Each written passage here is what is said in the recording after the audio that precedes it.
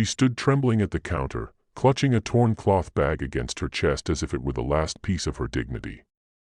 Her hair was silver, uneven, and her old sandals were held together by tape. People in the bank shifted away from her, whispering and staring as though her presence dimmed the polished marble floor. But the old woman didn't seem to notice.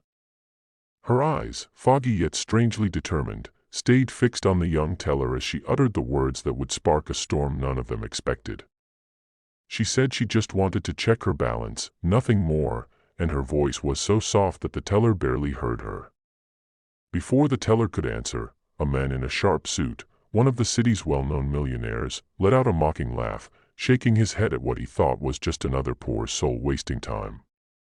He had no idea that every eye in that room, including his own arrogant ones, were about to witness a truth that would silence him in a way he had never experienced in his entire life. If you believe kindness and second chances still matter in this world, please take a moment to like, comment, share, and subscribe to the channel. Your support helps us bring more heart-touching stories to life. The bank was unusually crowded that day, filled with the sound of tapping keyboards, printers humming, and conversations bouncing off the high ceilings. But even in all that movement, something about the old woman felt still, almost fragile, like a memory refusing to fade away. People assumed she was there to withdraw a few last coins, perhaps to buy medicine, a loaf of bread, or pay off some forgotten debt. The millionaire, Adrian Hale, watched her with a smirk, checking his gold watch as though her existence inconvenienced his schedule. He was used to speed, perfection, and power. Nothing about the woman reflected any of that. To him, she was just another insignificant life passing through a world he believed belonged only to people like him. But the teller hesitated, sensing something different. There was a weight in the woman's eyes, a mix of exhaustion and quiet hope. She slid a faded passbook across the counter, its edges worn from years of being opened, closed, and held between trembling hands. The teller entered the details, and the computer took an unusually long moment to retrieve her account. Even the millionaire, despite himself, noticed the shift in the teller's expression, the way her fingers froze over the keyboard, her lips parting slightly in silent confusion. Instead of calling out the balance immediately, the teller stood and walked briskly toward the manager's office. Murmurs rippled through the room. The old woman tightened her grip on her bag as though bracing for bad news. Adrian raised an eyebrow, his earlier amusement giving way to mild curiosity, the way someone might watch a strange, unexpected event unfold before them. The manager returned moments later, his usually stern face softened with disbelief.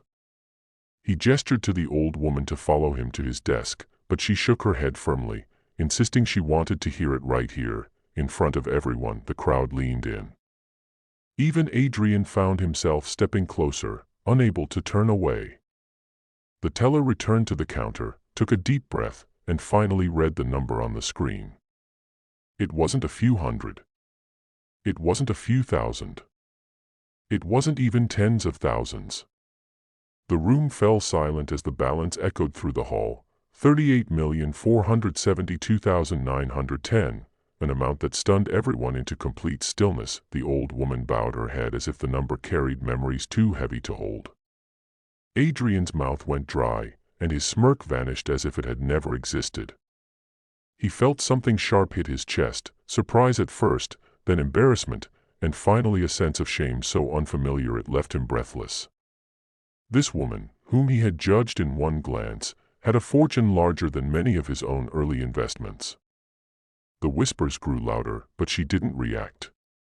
She simply nodded as though the number was just another reminder of a past life she didn't talk about anymore. When the teller asked if she wanted to withdraw money, the old woman shook her head again and whispered that she only wanted to see if it was still there. She explained, in a trembling voice, that she had once been a schoolteacher who had saved every penny with her late husband. They had dreamed of opening a small scholarship fund for children who couldn't afford books or uniforms. But before they could bring that dream to life, her husband had died in a tragic accident, and she had slipped into a grief so deep she couldn't touch the money they had worked for. Instead, she lived simply, quietly, telling herself she didn't deserve to use it, not until she felt ready. Adrian felt a knot form in his throat.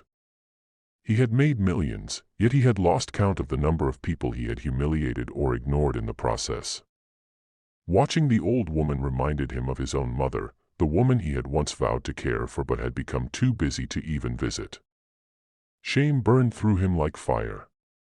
He realized he had become a man who measured others by their clothes, their posture, their wallets, never their stories, never their hearts. The old woman said she wanted to see her balance one last time because she had made a decision that morning. She wanted to donate it all, every penny, to a school that had recently burned down in a poor neighborhood nearby. She said she didn't need much anymore, only peace, and giving away the money would finally let her feel connected to her husband again. The room fell into silence once more, but this time, it was filled with something softer, respect, awe, and a deep sense of humanity. Adrian stepped forward, not as a millionaire but as a man humbled by a stranger's strength. He offered to help her manage the donation, promising to cover all legal and administrative costs himself. The old woman looked up at him with gentle eyes that seemed to forgive him even before he apologized. And in that moment, everyone in the bank saw something rare, an arrogant man shedding his pride, and a fragile woman revealing a quiet heroism that moved every soul present. If this story touched your heart, please like, share, and subscribe so we can continue bringing meaningful stories to you. Before the ending, let us know in the comments, what would you do if you discovered someone like her standing in front of you? The old woman left the bank with her shoulders lighter, her step steadier. Adrian walked beside her, offering an umbrella as the clouds above began to cry gentle rain.